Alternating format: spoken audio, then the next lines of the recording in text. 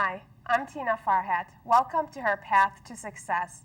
Today we have with us the President and CEO of the Michigan Business and Professional Association, as well as of the Michigan Food and Beverage Association, Jennifer Kluge. Jennifer, welcome. Thank you. It's wonderful to be here. It's a pleasure having you. Could you tell us a little bit about what those associations do for businesses Sure. and professionals? Well, we're a member-based organization, so what we do is we provide anything and everything to make their businesses better. So our entire mission and focus is on our members' needs.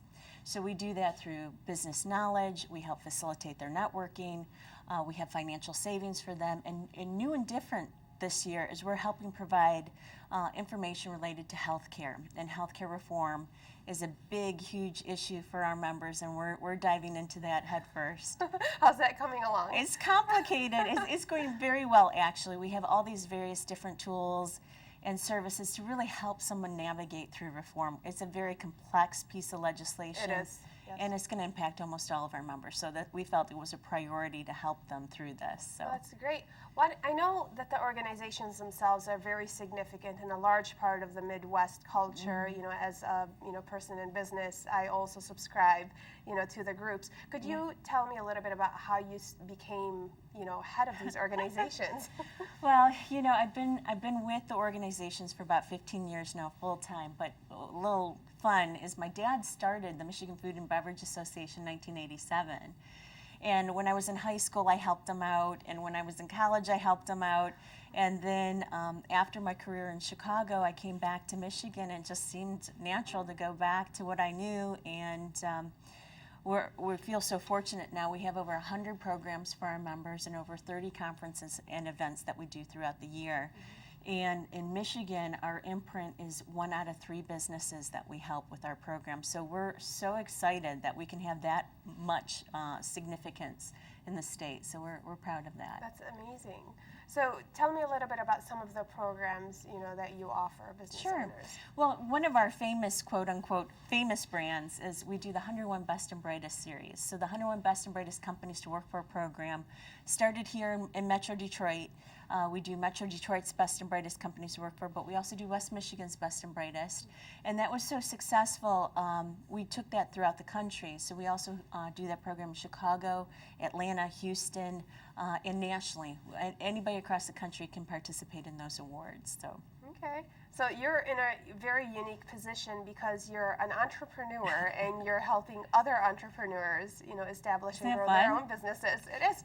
It's using your business skills to help people, which is a lot of fun. It's very rewarding.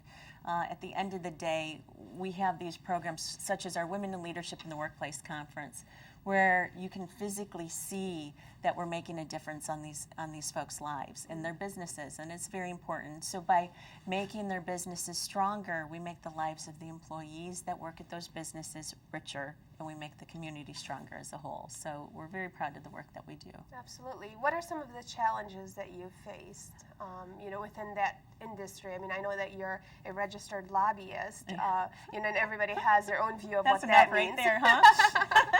So tell me something about that. Yeah, that is one of the difficulties. There are a lot of pieces of legislation that are not business friendly, and unfortunately there's a disconnect between legislature and business. So when you think of business and policy and creating laws, people think, oh yeah, let's make sure we tax the business community, or the business community can handle these changes. Well, what they forget is 90% of the business community are small, family, independent businesses, people that have their brothers and sisters and their children working within the business, and they're trying to survive just like everyone else. So when these big, huge policies come, and such as the ACA or new healthcare reform, that's a huge, huge impact on small employers. And I don't think the legislators understand that. So it is tough. That is hard to get across to people day in and day out.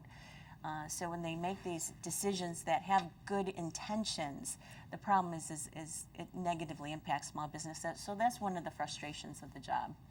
I would imagine. Now you've been doing this for a few years Yeah. now. Yeah. Tell me about, you personally growing within the industry, and I know you've put in a lot into the organizations, and you've created something like 30 programs, in the recent years. Yeah. Tell me something about, you personally growing within the business. Well, it's fun. If it wasn't fun, I wouldn't be doing it. So when I first started, my desk was in the middle of the hallway and said, okay, clean that desk up and you're going to work there. And that's what I did. Clean the desk up and work there. And then I got upgraded to the server room. And back then, I loved it. We had maybe 10 programs when I first started, and we had 3 major events. Now we have over 100 programs and 30 events. So it's fun to watch that happen, and there's just something that's in you that says, okay, what else can we do? That was successful, now let's add on to it, and that personally motivates me.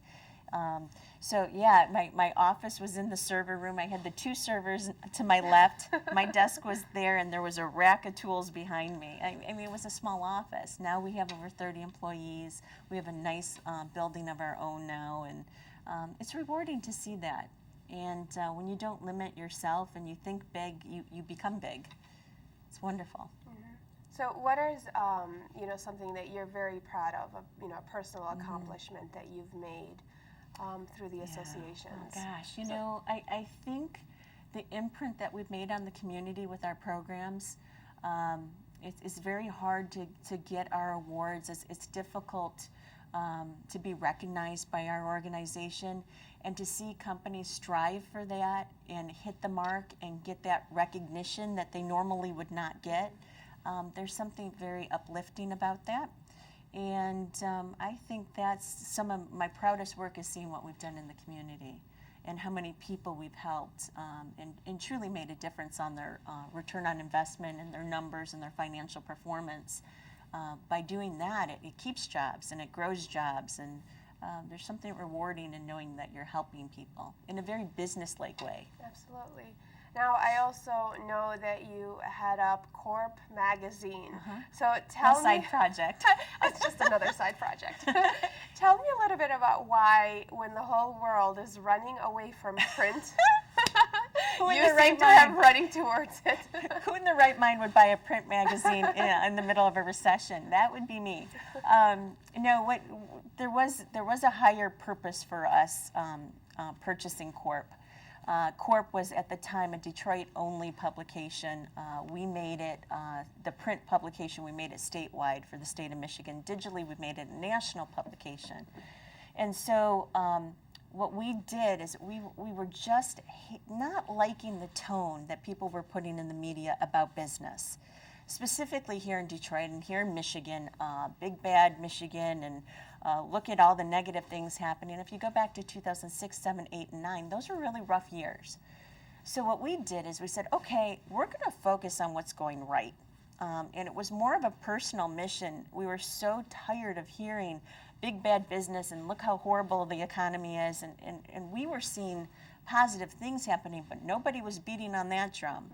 So what we did is we took the Michigan economy and we said, okay, what are the sectors that are doing well? Digital, science, technology, green and sustainable, a strong diversity here, there's strong heritage here that we wanted to highlight. And we put our editorial into those buckets, and we shaped events around those themes. And we started beating on the economic bright spots. So these are the companies that in the middle of the recession are doubling or even quadrupling their profits. Let's talk about them. What are they doing? How are they doing it? How are they making it through this? And so by us doing that, other media began to do the same thing. Then all of a sudden there were more green and sustainable events. There were more features on what was going well. And so we're very proud of what we did there in changing perceptions, which is very hard to do specifically in media.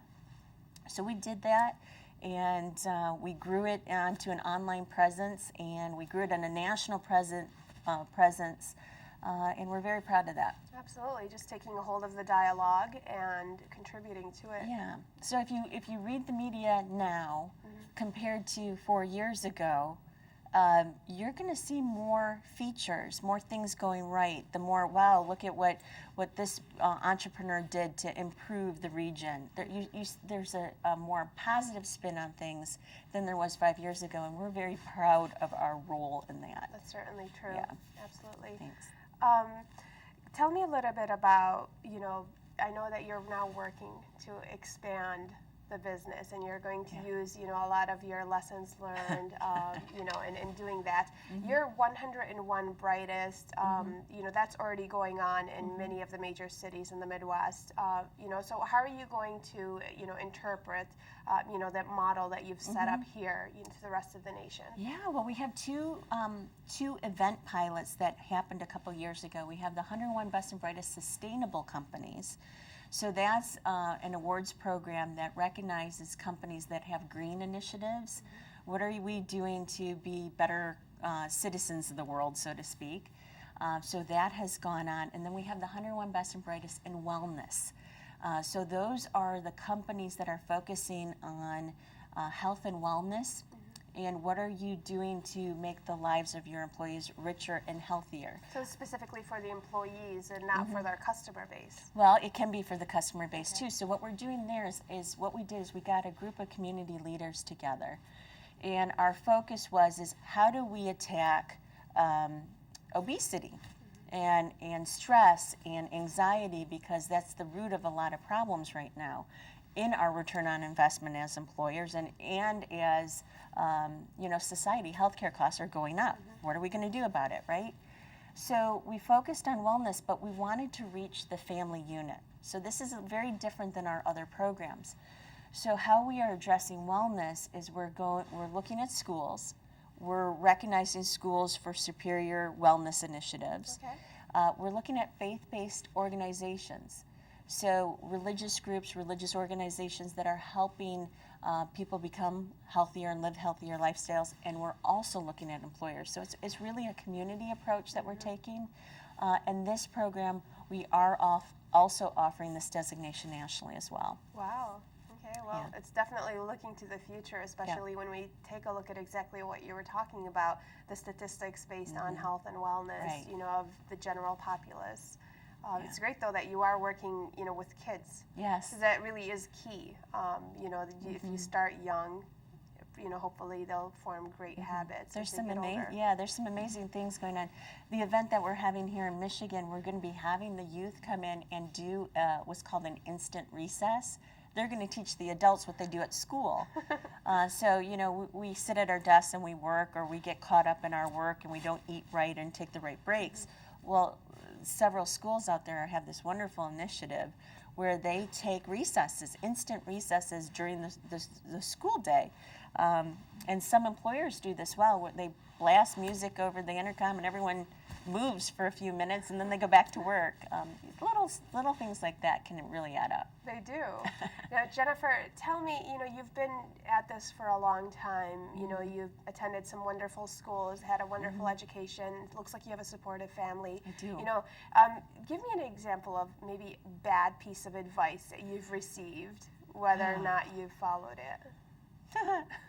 I think the worst advice I got, it was both related to the magazine.